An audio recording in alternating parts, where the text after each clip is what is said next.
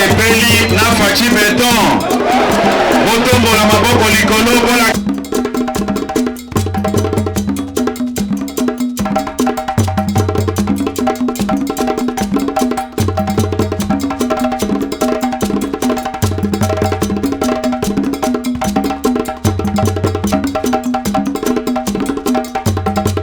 Bonjour mon Mboka. Bonjour monsieur le journaliste. Mon Mboka, to yambio une émission na biso o to bengi na kombo ya Nouvelle République ezali chaîne moko o elobelaka ba actualité politique na mboka na biso ya RDC. Mais avant to démarrer na ba sujet na biso ya mkola lelo to lingi so se présenter ceux qui ozanani et puis o lobela pe na parti politique na bino. En tout cas kombo nanga ezali monsieur Marcel, bato ba belinga na kombo ya sénateur Marcel.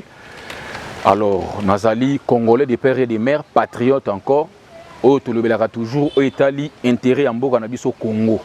Voilà pourquoi, Naïeli Bosso Nabino Banamboko, Barolandabiso à travers notre chaîne Nouvelle République, pour nous partager Maï au Italie, Mboka Nabiso.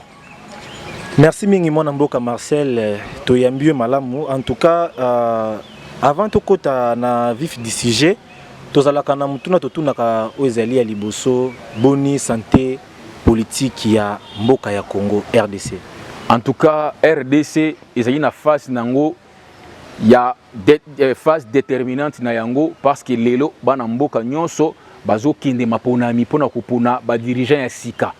Donc voilà pourquoi tolobi ki lelo ezali jour moko oyo tout congolais azo kende ko voter o ezali ba dirigeant oyo ba ko kamba mboka na biso na mikolo ezali koya.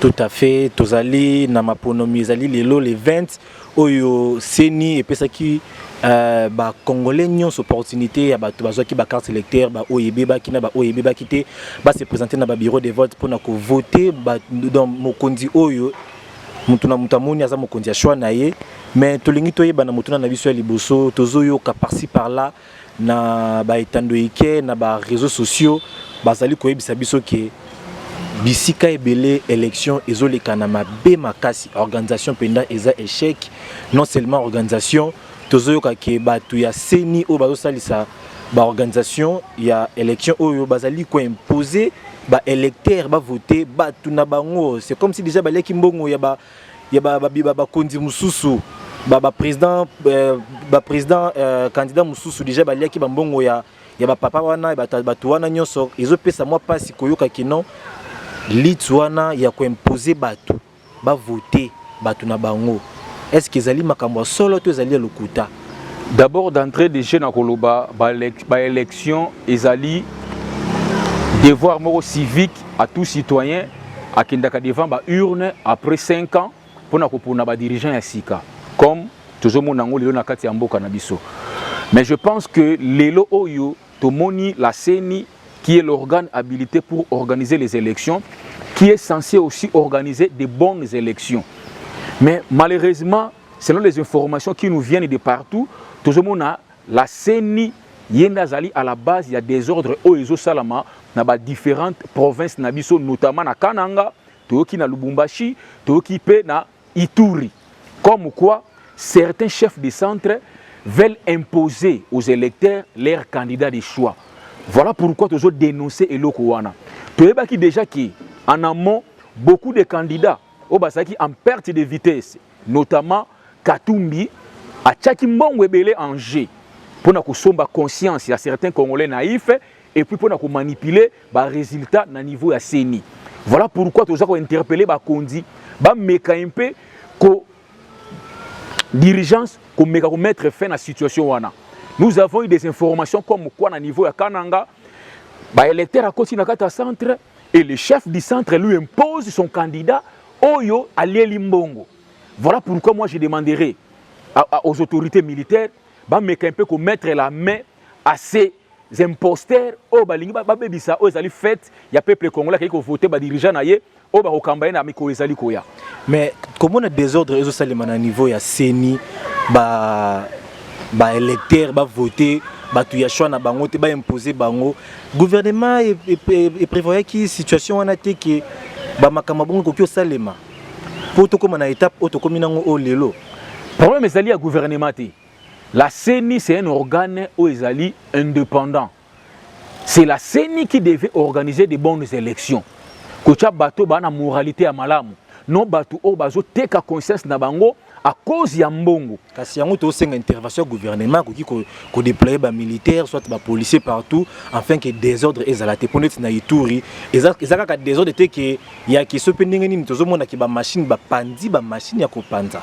Donc ezali ba perte ya ba machine. Donc l'état azoya na sima ou tozo benga so gouvernement azoya na sima pona ko disperser ko panza batu nyonso. Yango tozo linga to yeba pourquoi pas avant CENI a organisé à Singaki na gouvernement que il fallait qu'on déploie déjà des militaires partout pour l'élection et seulement d'une bonne manière et que mutunamutu a pour na président ya choix naie pourquoi pas. Non, les militaires, les policiers, voulais-je dire, bazana na niveau à chaque centre. Pour na kocha kimia na kati ya ba centre ba électeur va voter dans bonnes conditions. Malheureusement, batu baza à la base, il y a des ordres, on a dit bah jamais maintenant à CENI. Oh, beaucoup d'entre eux, bah liembongo ya ba candidat mususu pour ne pas citer leur nom, mbongo ya Katumbi. Tu sais que Katumbi, c'est lui l'imposteur. Oh, aza déterminé avec l'appui impérialiste pour causer désordre na kati ya ba élection. Parce que ces élections autoli ko kinde na yango et ali ba élection à tous les enjeux. Ça passe ou ça casse. Oh, les Congolais nyonso en a besoin de récupérer souveraineté naïe. Vous comprenez? Voilà pourquoi Katumbi et ses parrains occidentaux bachaki 4 milliards en jeu pour créer trouble parce que déjà au début batouana parce qu'il a besoin d'élection. Il y a un moment même pendant la période il y a campagne Katumbi a créé un incident ébélé parce qu'il savait que non ce qui a une élection au Ezali libre et transparente à cause de les autres tambours dans différents centres.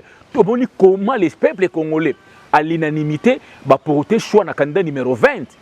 Vous comprenez? Au Azali choix il y a raison à peuple congolais. Maintenant de l'autre côté Katumbi connaissant cela à l'ingénieur s'aimer trouble. Abandi ko Panzambongo l'information devrait être déjà bien avant. Kebako Chambongo par l'entremise d'une organisation et église au Bako Panzana diocèse na bango pour na ko sale loko wana. Voilà pourquoi nous interpellons l'État maintenant au azali censé à rétablir l'ordre public à mécaimpe ko rétablir l'ordre public ba na ba voter candidat au bango ba CPL nango notamment candidat numéro 9 et numéro 20 pardon voulais-je dire. Merci maître Marseille. Passons rapidement à la deuxième question. Jean-Pierre Mbemba à Moïse Katumbi Chapwe.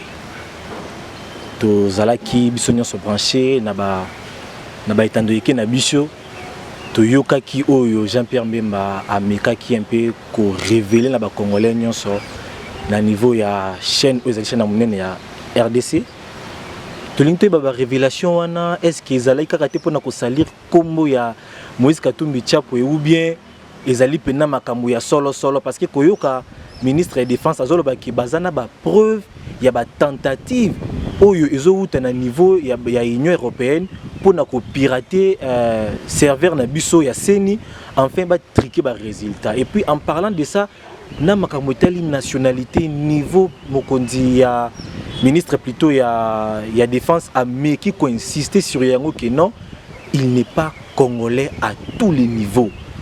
L'impression que nous avons une révélation, mais nous avons une grosse accusation à salir à niveau des médias. D'abord, par rapport à la nationalité à Katumbi. Mais c'est établi noir sur blanc, Katumbi n'est pas congolais. Katumbi est zambien de par sa mère et puis grec juif de par son père. C'est ça la vérité. Voilà maintenant, parce que non, l'inconscience collective et la complaisance dans les chefs des Congolais qui fait qu'aujourd'hui, les étrangers comme les pêcheurs, ont l'ambition de mesurer pour chercher à nous diriger. Est-ce que Katumbi peut se permettre, lui qui est zambien de par sa mère, de diriger Zambie? Parce que vu la constitution zambienne, et l'objet que non, pour être candidat dans la Zambie, il faut être zambien de père et de mère. Voilà pourquoi Lelo Oyo, et où c'est pas Jean-Pierre Mbemba, on a vu un député zambien en opposition qui a écrit une lettre à leur gouvernement pour que tout le monde une demande d'explication. Comment leurs compatriotes Katumbi a postulé dans le Congo. C'est ça le problème. Voilà pourquoi Jean-Pierre Mbemba a eu information à tout Katumbi. Katumbi a répondu biso. Est-ce que réellement il est congolais? Yamutu ezali ya koyeba CENI est validé candidature nae. Cour constitutionnelle est validé candidature nae. Cela vous reproche de rien. Non, vous devez comprendre une chose. Katumbi, Soki, à la nationalité congolaise, il devait maintenant renoncer à d'autres nationalités. Parce que selon l'article 10 de la Constitution congolaise, il dit que la nationalité congolaise est exclusive. Nul ne peut détenir des nationalités concurrentes à celle du Congo. Mais dès lors que Katumbi réellement a opté pour la nationalité congolaise, mais il devait rester avec la nationalité congolaise. Malheureusement, Katumbi utilise Mbalamoko toutes les nationalités au Azana Yango. Côté la nationalité zambienne, côté nationalité congolaise. Or, la loi l'interdit. Voilà pourquoi Bemba avait interpellé le monsieur Katumbi pour savoir réellement il est de quelle nationalité. Alors, Bikazo soulevé des filles, Moïse Katumbi a une nationalité. Est-ce que penati na niveau ana Tokyo le banini? Mais c'est vrai. Katumbi n'est pas congolais. Il n'est pas le sang congolais en lui. Et puis Katumbi balinga congolais. Pour une petite histoire, Katumbi fut gouverneur na Katanga. Il a dirigé cette grande province à l'époque il y a boom minier. Yebisangai, quelles sont les réalisations à Katumbi na Katanga? Nulle part. Katumbi détient des entreprises na Zambie. Lui qui est congolais, pourquoi au Bisanga, même une seule entreprise à Katumbi na Congo? Exact. Katumbi a un comptoir, il y a vente, il y a minerai, il y a or, il y a coltan à Rwanda. Mais au Congo, il a quoi? Il n'a rien. Azana camion na ya kuna matata wana. Les chauffeurs sont des Zambiens. Au monde, tout ça est un hasard, Je vais encore plus loin. Katumbi a 9 enfants. Sur les 9 enfants, à Botana congolaise à mon côté. À Botana Zambien, à Botana rwandaise, à Botana burundaise, à Botana juif. En quoi Katumbi peut se dire que je suis congolais? Maintenant, il est fort en quoi pour convaincre les Congolais qui, aujourd'hui, se présentent dans le bureau de vote pour voter Katumbi? Katumbi, sa force, est dans la manipulation, dans le mensonge. Parce que les Katumbi comprennent une chose. La naïveté à Congolais, la complaisance dans les chefs des Congolais et l'inconscience qui fait qu'aujourd'hui, ces étrangers, côté la biso, le Tomonaka, journalistes à Kachobwe, bien pour ne pas citer leur nom, des Peter, ce sont des Congolais, des Nancy Odia, des Stevie Webby, sont des Congolais. Mais à cause d'argent, ils ont vendu leurs âmes à un étranger pour soutenir un étranger. C'est ça la naïveté dont je fais allusion. C'est ça l'inconscience dont je fais allusion. Les Congolais sont tellement trop complaisants. Voilà pourquoi les étrangers, ayant compris cela, ça a dans le Congo. Katumbi peut se permettre de diriger le Congo, à moins que nous soyons des naïfs. Voilà pourquoi je leur dis, si certains Congolais ont fléchi à cause des billets verts, il y a encore des millions de Congolais qui sont debout, qui ne permettront jamais à un étranger comme Katumbi de diriger ces pays de tous les enjeux. Quel mot que vous pouvez soulever par rapport à tous ces désastres qui se passent au niveau de Katanga, où il y a des attaquer Baluba. État d'esprit, chef de l'État, ils allaient lutter contre le racisme, le tribalisme. Mais comment on a Katangé qu'on s'attaquer d'une manière officielle, pendant la journée. Bana ya mike tozomona na ba réseaux sociaux niveau bazolela ata toyoka chulu bango ya makasite mais tozo comprendre que non eza penda passe mingi. À combien de mots okoki koloba par rapport à situation wana? Je reviens d'abord à la deuxième question par rapport aux attaques. Oyo Katumbi est allé solliciter une organisation russe pour attaquer les serveurs centrales. Il y a eu plusieurs tentatives, il y a serveur central Nabiso. Une organisation Risuana. Voilà un tel messier. Donc pour Katumbi, même s'il faut marcher sur les cadavres congolais, pour comme président, il est prêt à le faire. Même s'il faut tuer. Mais le gouvernement a eu des tentatives. Est-ce que cela affirme réellement que c'est Katumbi? Parce que jusque-là, preuve exacte. Oui, va menacer site Yasseni. Mais est-ce que réellement c'est Katumbi? Ou bien, je vous dis que le VPM y a défense, c'est un homme d'État. Donc il reste ferme dans Malobanaï. Vous comprenez? C'est un homme d'État. Et puis deuxièmement, il détient la sécurité de ce pays entre ses mains. Il ne peut jamais se permettre de dire des bobards sur la place publique. Je pense qu'il a prononcé cela, ils ont des informations sûres et vérifiables. que c'est Katumbi qui avait sollicité cette organisation RIS pour pirater les serveurs centrales. On se souvenir de la déclaration à certains prêtres ici que c'est eux qui vont publier les résultats. Or, est-ce que cette organisation d'une confession religieuse a été habilitée à publier les résultats? C'est ça, à partir de ça, lorsqu'ils vont manipuler les serveurs centrales, ils vont maintenant publier les résultats qui seront truqués. À cette organisation, il y a un qui va Katumbi, va cacher, va publier les résultats.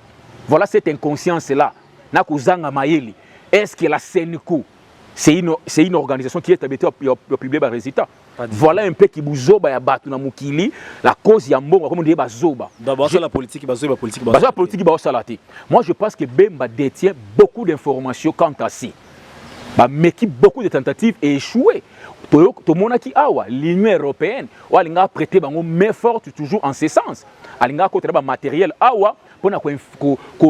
pour manipuler les résultats. Et heureusement, nos services d'intelligence, c'est un peu prudent, mais un peu avec leur matériel. C'est pour dire que non, ces gens, tous les moyens sont possibles pour eux, pour accéder au pouvoir. Katumbi, ces juifs-là zambiens. Donc pour lui, tous les moyens sont possibles, même s'il faut tuer 20 millions de Congolais pour que lui accède. La tête Yamboka, il est capable de le faire. Parlons un peu par exemple de massacre. J'ai vu tout ce sont des manipulations. Yebisanga, nous avons 26 candidats. Donc, c'est là qui 23. Yebisanga, candidat Nino Mona qui est pendant la campagne naïe, ben Side Salamaki, à part Katumbi. C'est pour vous dire que non, ces gens avaient un agenda. Leur agenda c'est Nini. Parce que il y a une élection Salamati. Qu'on crée maintenant les troubles pour créer le chaos. C'est ça. Donc, on a poussé l'État congolais à réagir na bouzo banaye pour le non, va créer trouble, va créer chaos. Rapidement, quand on a question voilà pourquoi l'État étant malin et puis prudent, c'est là qu'il n'a pas. On a vu comment ils ont tabassé les gens dans Kataba Congo. Ils ont tué les gens dans Katia Maniema. C'est eux qui ont provoqué la population. La population va boire des yambaye. Batouné na Katia bis. Bazo beta mabanga na population na Katia marché bazo teka. La population a réagi. Mais heureusement l'autorité a s'imposer pour nous rétablir l'ordre. Donc toutes ces manœuvres-là, ils ont été bien préparées par Katumbi pour s'aimer les pour s'aimer les chaos dans notre pays, afin que l'élection est salatée, comme ils ont volonté de mettre des impérialistes qui n'ont pas voulu les élections. C'est ça le problème. Parlons maintenant de crime à Katanga. Moi, je condamne ça fermement. Vous comprenez? Comment est-ce que le peuple katangais peut se laisser manipuler comme d'habitude? Un peuple inconscient, un peuple ignorant. C'est toujours eux, les Katangais, qui acceptent les étrangers dans ces pays. C'est ça le problème. Les problèmes qu'il y a à savoir, la police, l'armée n'existent pas dans ces coins-là. J'arrive d'abord par rapport à ces actes de vandalisme que nos frères Katangais vont poser à l'endroit des Kassaïens. Les Kassaïens sont leurs frères. Katumbi, qui est un étranger, vous manipule pour tuer vos propres Kassaïens. À moins que vous ayez maïl été Katangais, permettez-moi de dire ça. Ce n'est pas normal. Katumbi qui n'est même pas un Congolais à 1%. Ils ont manipulé à cause de Mbongo, les Kassaïens sont vos frères. Katumbi lelo oyo soki mboko yindi akozonga na mboka na Zambie, azonga na mboka na nini. Et bino ba Katangais azokosa bino. J'ai vu des images horribles. On tue les Kassaïens. Bazo traîner une maman na kata macadam comme ça, une maman azo lela. Vous sous l'œil impuissante, il y a l'autorité à Katanga. Est-ce qu'ils sont complices? Je peux dire oui, ils sont complices. Parce qu'avant nous avons l'ANER là-bas, nous avons la DEMIAP, le service de renseignement. Comment anticiper? C'est ça le problème. C'est qu'il y a à boire et à manger. Je vous dis, les autorités au Bazana Katanga sont complices et les services qui sont là sont complices. Mais je ne mâche pas mes mots. En réalité, moi, que tu as nomination au Mokonzamboka Félix Antoine Tshisekedi, Atindaki Edi Kapend. Edi Kapend azalaki kuna, ezalaki lokola moi avertissement déjà. Il y a que non, avant ma ponami ezala, a préparé déjà terrain pour na ba des ezalaté comme ça tokoleka na maponomi na ndenge ya kimia. Disons qu'il y a à côté silence, à côté na ba jewana ou bien aza dominé par rapport à la population katangaise. Non, moi je pense que la police qui est censée maintenir l'ordre public. La police a comme mission de sécuriser les personnes et leurs biens. L'armée vient en appui au cas où la police a failli. Mais posez-vous des questions. Nous avons un commandant à la police à Katanga. Que fait ce commandant à la police à Katanga face à tous ces massacres de Katangi et de Kassaye? Et ce n'est pas la première fois. Basala on a Malimbankulu. Tout à fait. Quelle était l'attitude du commandant à la police à Katanga? Quelle était l'attitude de l'autorité politico et militaire à Katanga? Vous comprenez? Voilà pourquoi je vous dis qu'il y a une complicité. Et les gouverneurs de ces coins, et les autorités policières, mais aussi les autorités militaires qui sont complices à ces massacres. Moi, je pense que la police est censée protéger les populations, ainsi que leurs biens. Mais ils ont exterminer un peuple au vie et aussi de tout le monde. Gouverneur, sous l'œil impuissant, il y a gouverneur. Sous l'œil impuissant, il y a maire de la ville. Sous l'œil impuissant, il y a la police. Il y a tous les services, même il y a l'État où ils sont sur place. Mais non, je vous dis, il y a une complicité, je vous dis. Ce n'est pas normal. Et d'une part aussi, les autorités ont failli à leur mission au niveau de Katanga. Parce que ces gens, ceux qui sont la deuxième forfait, parce qu'ils ont compris que Basala qui ont pour la première fois, Basala qui inquiétait. Mais si ces gens étaient sévèrement punis, traqués Bango, renvoyer à Kinshasa awa basali prison, je pense que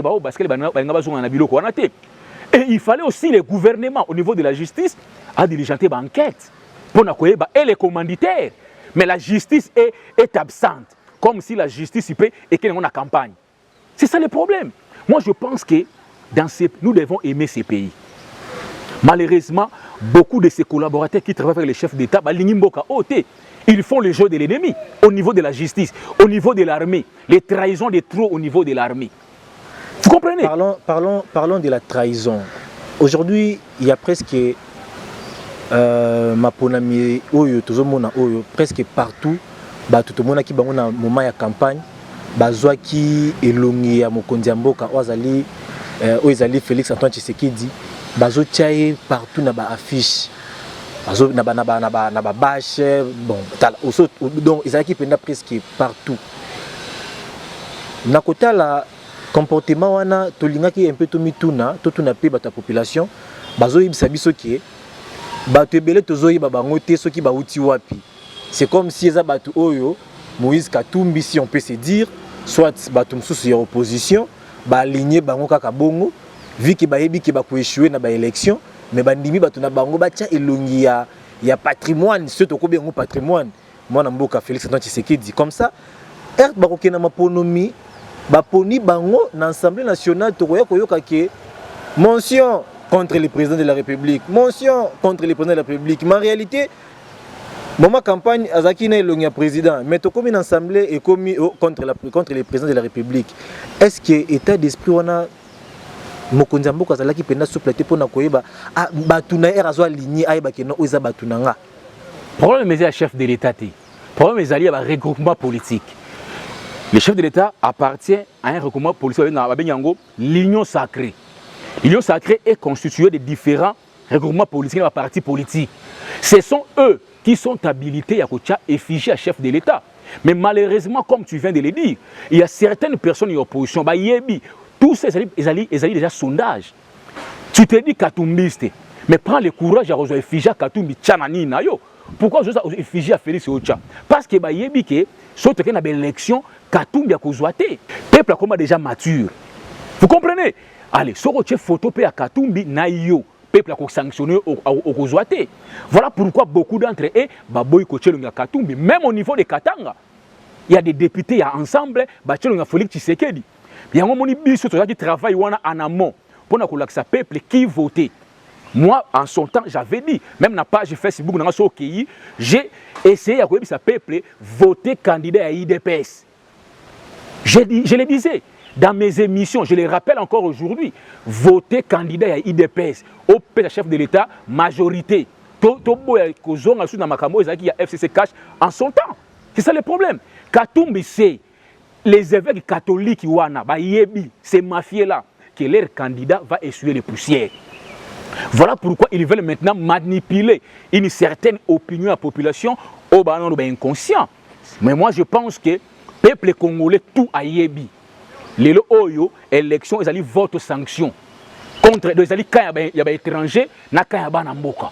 Le choix est clair. Totalement, dans le centre Nyonso, je pense que tu es le journaliste, oyo qui va avoir un candidat, il n'y a pas candidat numéro 20.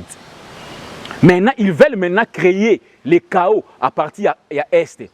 On avait eu des informations comme quoi, même le fils de Moïse, au Zambie, ces messieurs auraient acheté beaucoup de machines où ils ont imprimé la carte d'électeur. Pour que d'autres étrangers, Zambie va 4 ans, nous va voter Moïse Katumbi. Parce que ces cas-là, Moïse Katumbi, il préparer le chaos, même pendant les élections. Pour eux, il faut saboter les élections. Les alliés cartes, il y a maître impérialiste. Il ne faudra pas que les élections aient lieu. C'est ça le problème. Dès lors que l'élection est salami, avec l'amour au peuple congolais a témoigné à l'endroit, il y a Félix Tshisekedi, et puis j'aimerais vous dire, il est le seul candidat Félix Tshisekedi à Tamoli 26 provinces.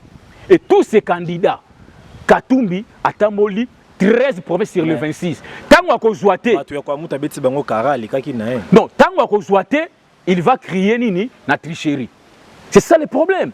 Et nous savons, ils ont préparé contestation.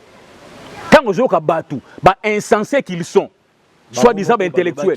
Ceux qui vont zuiter, ceux qui vont tricher, soit ceux qui vont zuiter. Les élections, ils allaient faire play. Moutou hasard républicain, il y a des résultats. Soit tu n'as pas zoité. Comment toi tu peux déjà prétendre le Bakengana, il faut un président. Voilà pourquoi on a Awa. Pour Katumbi, tous les moyens sont possibles. Même s'il faut marcher sur les cadavres, il y a des Congolais, pour être comme président, il le fera.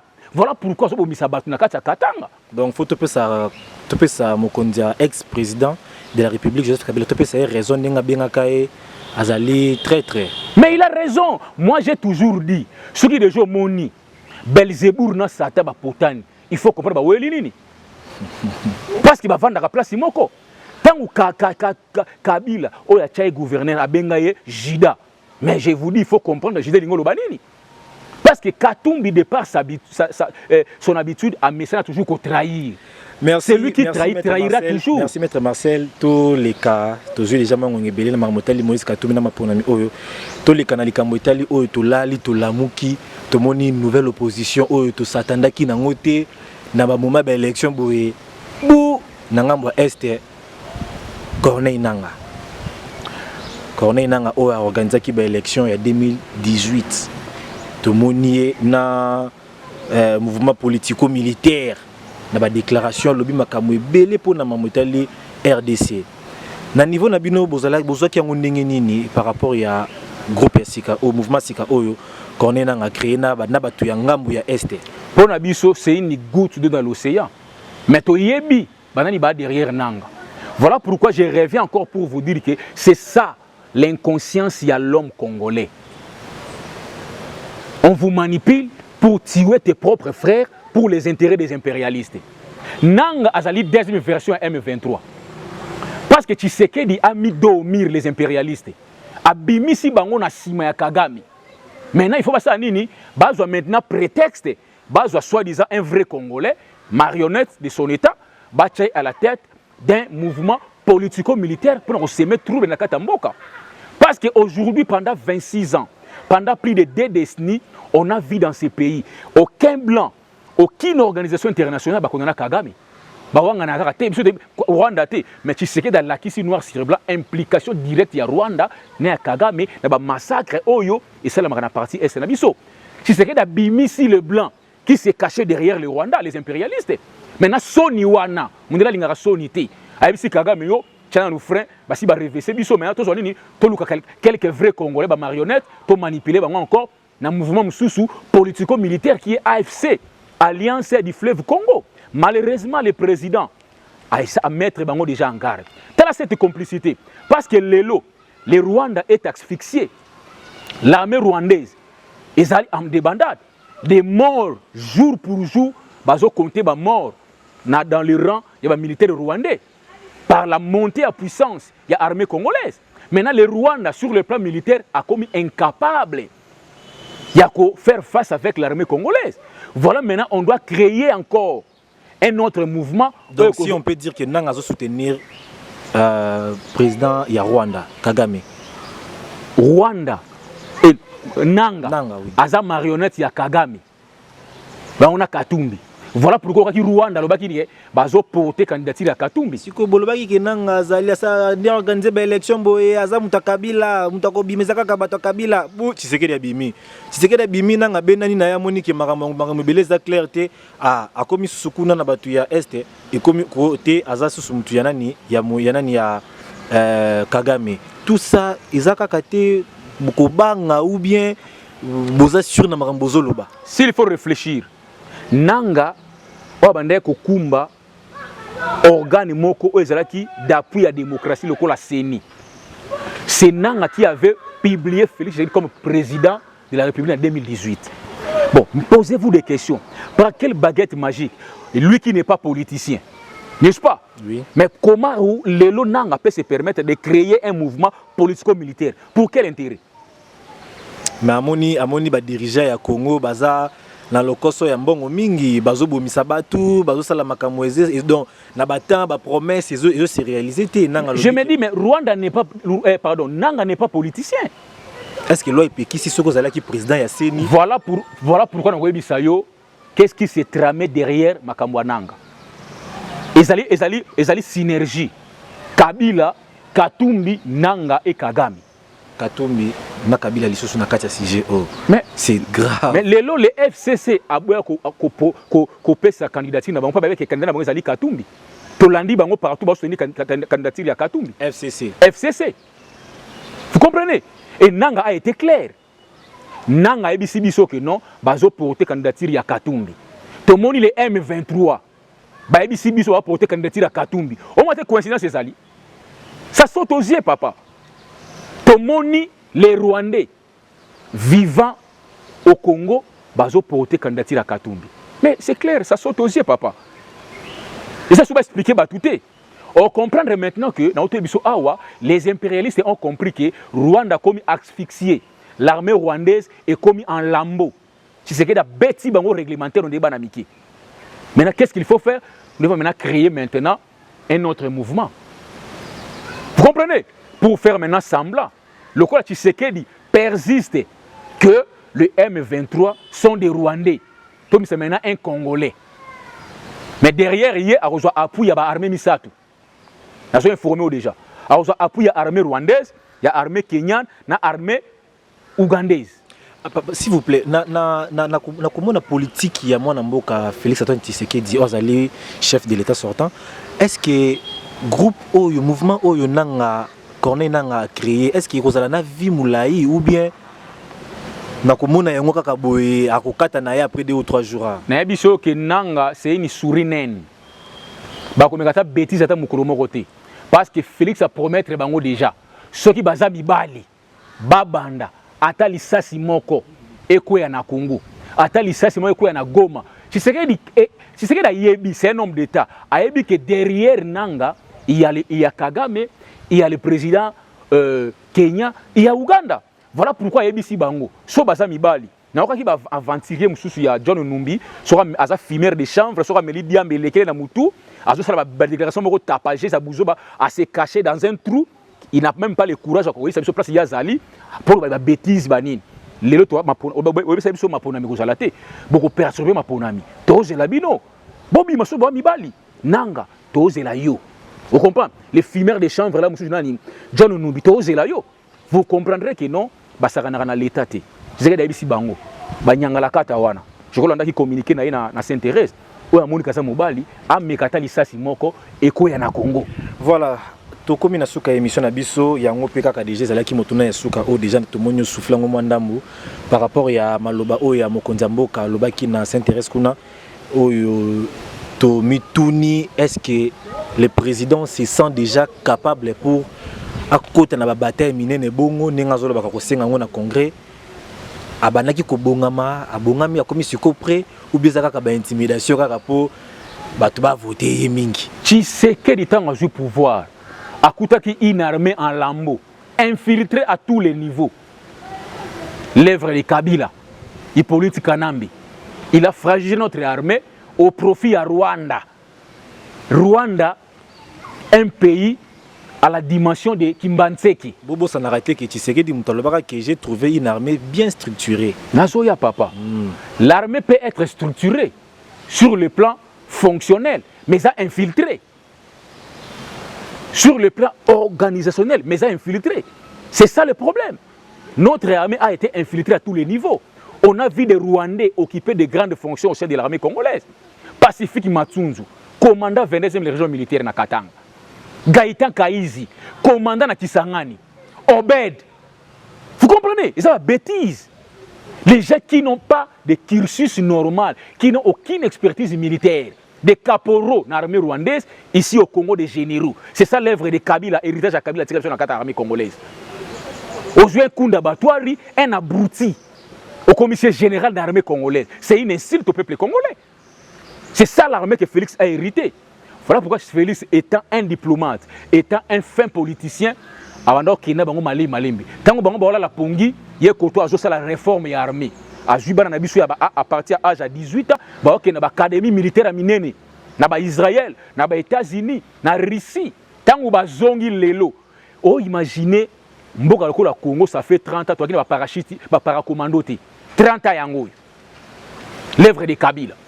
Il a détruit l'armée en co au profit. Avec les choses comme Moko et Mata, ils ont attaqué le matériel sous-souté. J'arrive à détruire l'armée au profit de Bandéoné Rwandais, Kagame. C'est pourquoi Kagame bombé la poitrine pendant 25 ans. Je suis le chef de guerre. Tu sais qu'il a défié, non? Si vous avez répondre, à Kitsi na Uvira, à Yebisiye, mais c'est Kagame. Si tu continues à se comporter avec des idées expansionnistes comme Hitler, je te promets au Congo on a pouvoir. Il a dit tout haut, chose que Kabila n'a jamais dit pendant 18 ans au Congo. Kabila, le Congo est agressé pendant 18 ans. Organisation des Nations Unies, je suis attaqué par nos voisins. Voisins, on a dit, parce que Kagame, c'est son mentor. Aujourd'hui, sous Zambie, on a un abruti le Katumbi. Nulle part, pendant la campagne électorale, a cité que le Congo est agressé par le Rwanda. Voilà des gens pareils. Toujours ces étrangers. Parce que leur mentor, c'est Kagame. Voilà pourquoi Tshisekedi a réformé l'armée Nabiso.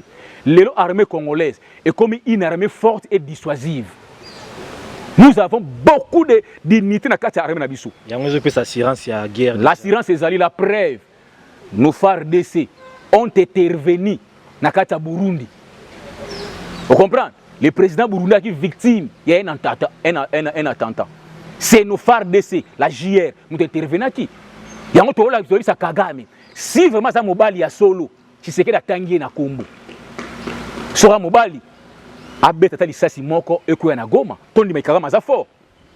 C'est que a marché va monter. Alors si vraiment Kagame za mobali ya solo, bi sasa moko eko na Goma, a omona à partir ya Goma. Nous allons détruire cette petite ville-là, ce petit pays à Rwanda, pour effacer la carte à Congo. Merci, merci Mingi Mwanamboka Marcel par rapport à la question de se répondre au Mkola Lelo.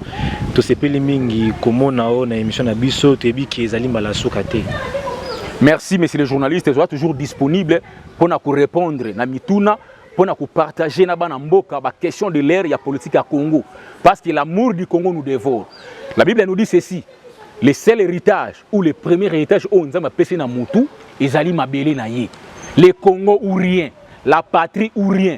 Nous ne pouvons jamais, encore jamais, Katumbi. Katumbi c'est un criminel. Katumbi, oui, problème, mais tous en apostles peuvent un numéro, non, ça n'a pas. Mon numéro c'est le plus 243 81 52 99 123. Plus 243 81 52 99 123. Banamboka numéro na mino yangwana c'est le sénateur Marcel. Wa ozana besoin benga to continuer l'information mosusu ya mboka bobengi to partager. Quant à moi, je vous dis au revoir, à la prochaine fois. Merci.